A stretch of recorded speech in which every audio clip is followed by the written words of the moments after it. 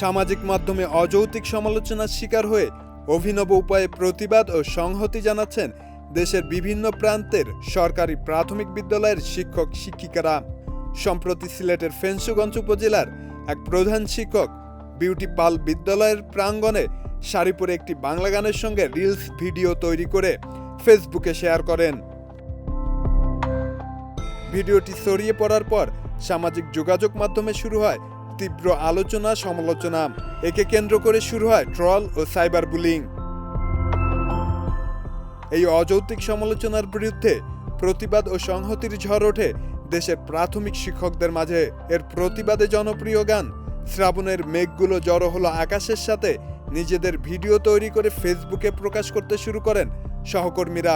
পরবর্তীতে দেশের বিভিন্ন প্রান্তের শত শত শিক্ষিকারা জনপ্রিয় এই গানের সঙ্গে ভিডিও প্রকাশ করে এই সাইবার বুলিংয়ের অভিনব প্রতিবাদ জানান। শিক্ষকরা বলেন, শিক্ষকতার পবিত্র দায়িত্ব পালনের পাশাপাশি প্রত্যেকেরই ব্যক্তিগত সৃজনশীলতা ও আত্মপ্রকাশের স্বাধীনতা রয়েছে। ডিজিটাল প্ল্যাটফর্মে বিদ্বেষমূলক সমালোচনা পরিহার করে সম্মানজনক পরিবেশ বজায় রাখার দাবি জানিয়েছেন তারা। মূলত এই ঘটনাটি এখন শিক্ষক সমাজের পারস্পরিক ঐক্য এবং সৃজনশীলতার অধিকার রক্ষার একটি অনন্য প্রতীকে পরিণত হয়েছে। শব্দনীল, দেশ রূপান্তর।